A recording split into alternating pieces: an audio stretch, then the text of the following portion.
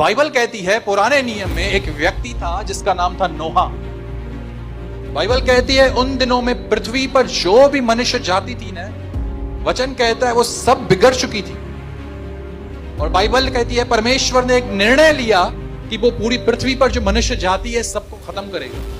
मगर उसने डिसाइड किया, नोहा जो था ना वो धर्मी व्यक्ति था परमेश्वर की दृष्टि में। धर्मी व्यक्ति का मतलब क्या होता है? परमेश्वर की नजर में राइट व्यक्ति जो सही है।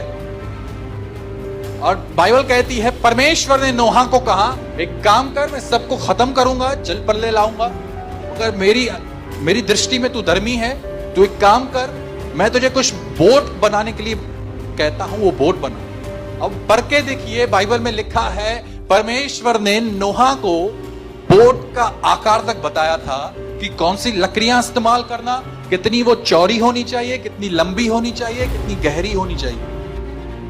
और बाइबल कहती है जैसे ही उसने बोट बनाई, उस बोट में एक खिड़की थी और वो खिड़की केवल ऊपर की तरफ थी। अधिकतर जो खिड़कियां होती है साइड में होती है, जैसे यहां पर है। मगर नोहा के जहाज में क्यों परमेश्वर ने यह ठाना कि उसके जहाज में एक ही खिड़की हो, और वो भी जो ऊपर की हो वही हो, ऊपर की तरफ खुलती हो। वो सिर्फ एक ही रीजन था जो परमेश्वर ने उसे एक ही खिड़की बनाने के लिए, जो ऊपर की तरफ खुलती है, बनाने के लिए बोला।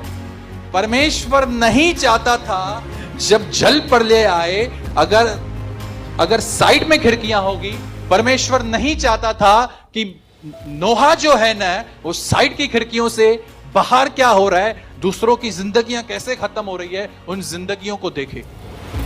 यही एक रीजन था, परमेश्वर नहीं चाहता था कि नोहा जल प्रलय आने के बाद साइड की खिड़की खोलकर बाहर दुनिया की तरफ न निहारे, परंतु ऊपर की खिड़की खोलकर आसमान की तरफ, स्वर्ग की तरफ, मेरी तरफ निहारे।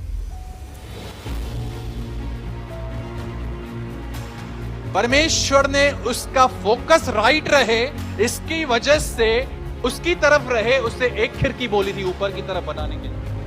आपको मालूम है अधिकतर हमारा जो ध्यान होता है ना, खुद की जिंदगी से ज्यादा, परमेश्वर से ज्यादा दूसरों की जिंदगी में रहता है। इसके जीवन में क्या हो रहा है, इसके जीवन में क्या हो रहा है, ये क्या कर रहा है, इसकी बेटी भाग गई, इसकी बहू भाग गई, इसका बेटा ऐसा। आपको मालूम है आपका ये गलत फोकस होने की वजह से आप अपनी शांति खो देते हो। बाइबल कहती है दानियल के लिए, बाइबल कहती है उसका एक कमरा था, उस कमरे में एक खिड़की थी, और वो खिड़की सिर्फ यरूशलेम की तरफ खुलती थी। क्यों उसने ये डिसाइड किया था कि मेरे घर में जो खिड़की होगी वो केवल एक ही होगी और वो केवल यरूशलेम की तरफ खुलेगी? क्यों? उसने अपने आप में डिसिप्लिन रखा था, मैं दूसरी चीजों की तरफ नहीं, परंतु मेरे परमेश्वर के नगर की तरफ निहार कर जी।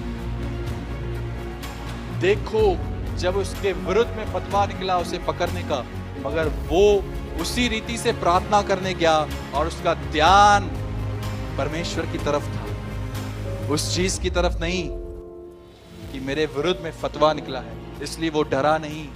क्यों? क्योंकि उसका ध्यान यरूशलेम की तरफ था।